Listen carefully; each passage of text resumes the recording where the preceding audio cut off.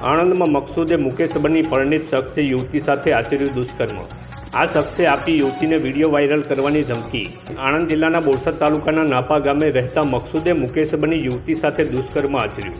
પરિણીત શખ્સ મકસૂદે મુકેશ બની યુવતીને લગ્નની લાલચ આપી 5 વર્ષ ગેસ્ટ હાઉસમાં શારીરિક સંબંધ બાંધ્યા અને ત્યારબાદ યુવતીના દુષ્કર્મ સમયે વિડીયો ઉતારી વિડીયો વાયરલ કરવાની આપી ધમકી।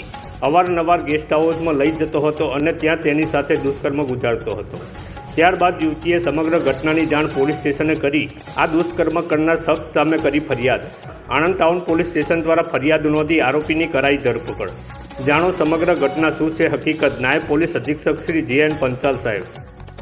તારીખ 26/1/2025ના રોજ આણંદ શહેરમાં રહેતી 30 વર્ષની યુવતીએ આણંદ ટાઉન પોલીસ સ્ટેશનમાં આવી પોતાની ફરિયાદ હકીકત જાહેર કરેલ કે આણંદ જિલ્લાના બોરસદ તાલુકાના નાપા ગામે રહેતા મકબૂલ દિલુભા રાણા રહેવાસી નાપાનાઓએ તેની સાથે મિત્રતા કેળવી તેને ખોટું નામ આપી તેની સાથે અવારનવાર લગ્ન કરવાની લાલચ આપી તેની સાથે દુષ્કર્મ કરેલું છે અને ત્યાર પછી દુષ્કર્મ કરતી વખતે તેના વિડીયો ઉતારી અને આ વિડીયો વાયરલ કરવાની અવારનવાર ધમકી આપી અવારનવાર દુષ્કર્મ કરેલ છે અને ત્યારબાદ પણ આ કામના આરોપીએ તેની સાથે લગ્ન કરવાની ના પાડેલ છે અને જાનથી મારી નાખવાની ધમકી આપેલ છે।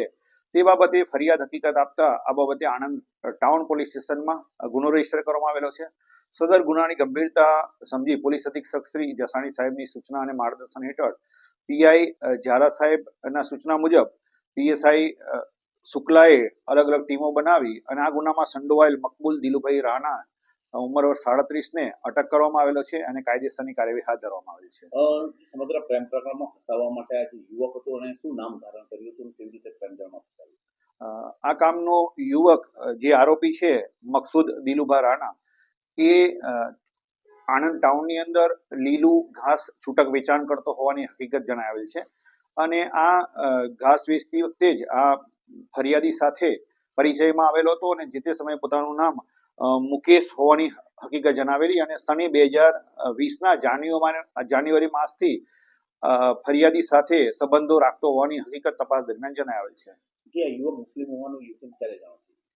આ બાબતે ત્યાર પછી એની જોડે સંપર્કમાં આવતા અને અવારનવાર વાતચીત થતા તેને ધ્યાન પણ આવેલું કે આરોપીનું નામ મકસૂદ છે। તેમ છતાં આરોપીએ કહ્યું હતું કે તે પોતાની પત્નીને છૂટાછેડા આપી અને ત્યાર પછી તે એની સાથે મેરેજ કરશે। આ હકીકત ધ્યાન પર આવતા આ બાબતે તેને જે તે સમયે આ ગુનો દાખલ કરવા માટે પણ કહેલું હતું પરંતુ આરોપીએ તેને લગ્ન કરવાની લાલચ આપેલ હોય તેથી હાલ સુધી ગુનો રજીસ્ટર કરવામાં આવેલ નથી।